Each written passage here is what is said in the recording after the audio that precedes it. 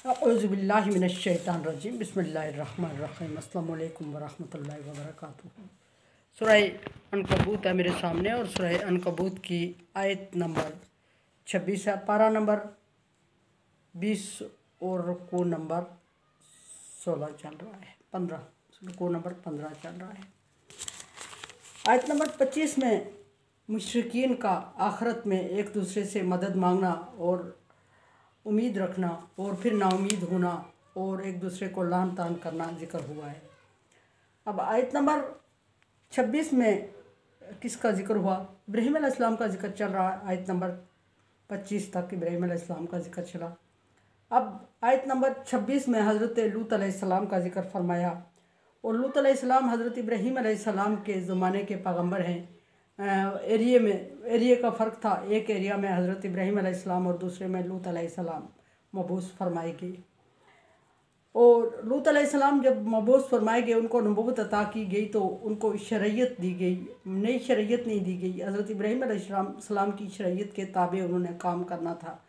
और रसूल और नबी में यही फ़र्क होता है कि नबी को नई शरीयत दी जाती है और रसूल पुरानी शरीयत का ही ताबे होता है। सो हज़रत लूत अलैहिस्सलाम इब्राहीम अलैहिस्सलाम की शरीयत के ताबे दूसरी बस्ती में अपना काम सर अंजाम दे रहे थे। आमना लहू लूत, और हज़रत लूत अलैहिस्सलाम हज़रत इब्राहीम अलैहिस्सलाम पर ईमान ले आए। जब हज़रत लूत अलैहिस्सलाम ने इब्राहीम अलैहिस्सलाम के बारे में सुना, वही हुई उनको और शरीयत अता की गई और फरमाया कि नहीं, उनको इब्राहीम अलैहिस्सलाम का तारफ़ करवाया गया अल्लाह तबारक व तआला की तरफ से। तो इब्राहीम अलैहिस्सलाम को मिलने के बाद इब्राहीम अलैहिस्सलाम पर फ़ौरन ईमान ले आए। और वह आमना लूत लहू लूत अलैहिस्सलाम हज़रत इब्राहीम अलैहिस्सलाम पर ईमान लाए।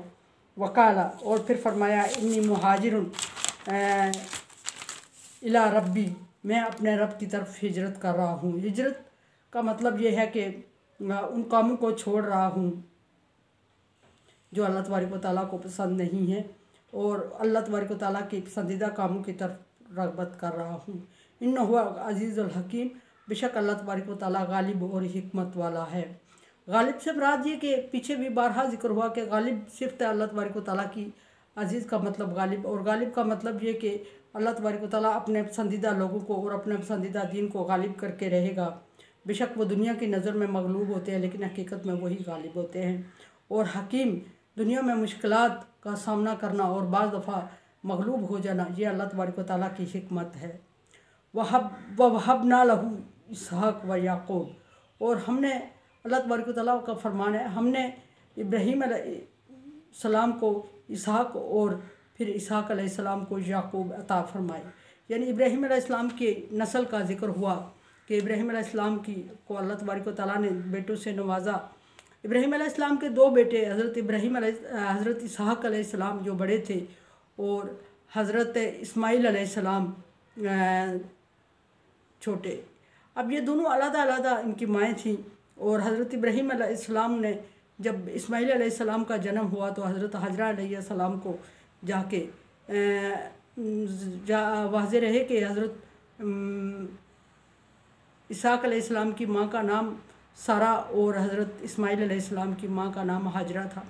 अल्लाह के हुक्म के अन मुताबिक हज़रत इब्राहीम अलैहिस्सलाम ने हज़रत हाजरा को जाके अरब के बियाबान सारा में छोड़ दिया।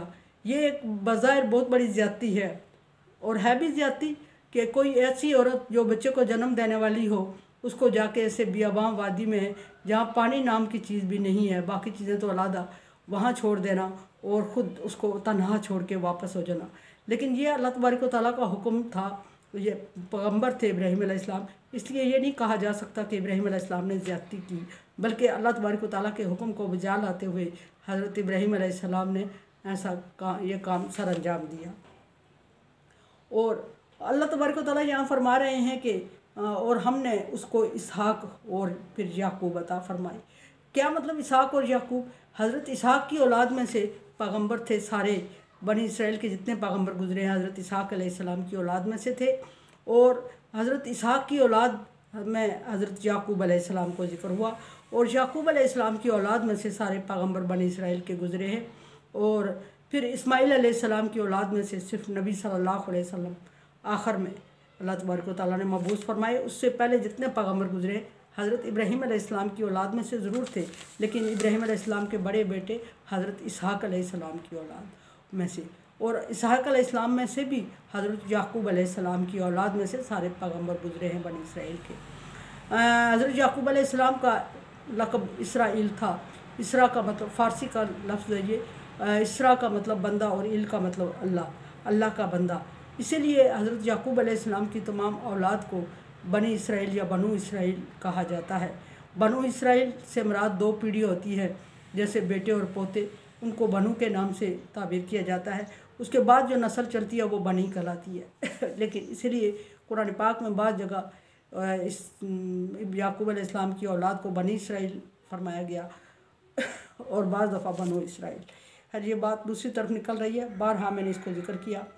फरमाया कि और हमने, अल्लाह तबारक व तआला फरमा रहा है कि हमने इसहाक़ और फिर याकूब अता फरमाए, वजालना फ़ी ज़ुर्रियतिही नबुव्वा वल किताब, और हमने हज़रत इस याकूब अलैहिस्सलाम की जो औलाद उनमें सबको नबुव्वत और किताब अता की।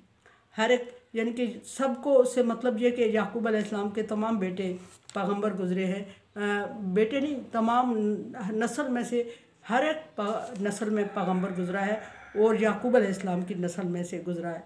इसलिए फरमाया कि नबूवत और किताब उनको अता कर दी, बार बार अता करते रहे। यही गुरूर था जिसकी वजह से याकूब बनी इसराइल डूबे। उनका ख्याल ये था कि नबूवत हमारी विरासत है, हमें नस्ल दर नस्ल मिलती आ रही है, लिहाजा कोई ये हमसे छीन नहीं सकता, ये हमारा ही मनसब है। और इस तरह जब वो ये समझते हुए मगरूर हो गए, तकब्बर करने लगे, तो उन्होंने नाकदरी करना शुरू कर दी। और जब उन्होंने नाकदरी करना शुरू कर दी तो फिर नबूवत उनसे छीनी गई, और छीनी गई तो फिर हज़रत इसहाक़ की औलाद यानी नबी सल्लल्लाहु अलैहि वसल्लम तक महफूज कर दी गई। ये फरमाया कि आतैनाहू वजालना फ़ी ज़ुर्रियतिही नबुव्वा वल किताब, और हमने उनकी औलाद में मुसलसल नबूवत और किताब अता करते रहे। व आतैनाहू अजरहू, और फिर हमने उनको दुनिया में भी बहुत बड़ी अजर और सवाब से और दुनिया में बहुत बड़ी नेमतों से नवाजा फिर दुनिया। व इन्नहू फ़िल आखिरति लमिनस सालिहीन, और आखिरत में तो वो थे ही नेकोकारों में से, हैं ही नेकोकारों में से। ये उन लोगों की बात हो रही है याकूब अलैहिस्सलाम की औलाद में। याकूब अलैहिस्सलाम वाज़ेह है कि बनी इसराइल नाफरमान भी गुजरे हैं, और ये उन लोगों की बात हो रही है कि जिनको किताब अता की गई, नबूवत अता की गई, और फिर उनके लिए दुनिया में भी अजर और आखिरत में नेकोकारों में। ये याकूब अलैहिस्सलाम की औलाद में थे वो हिस्सा है जो जिनको नबूवत अता, यानी जो पैगम्बर थे। हर एक पैगम्बर याकूब अलैहिस्सलाम की औलाद में से नेकोकार, नबूवत अता होने के बाद अल्लाह तबारक व तआला के हुक्म का प्रचार करने वाला था।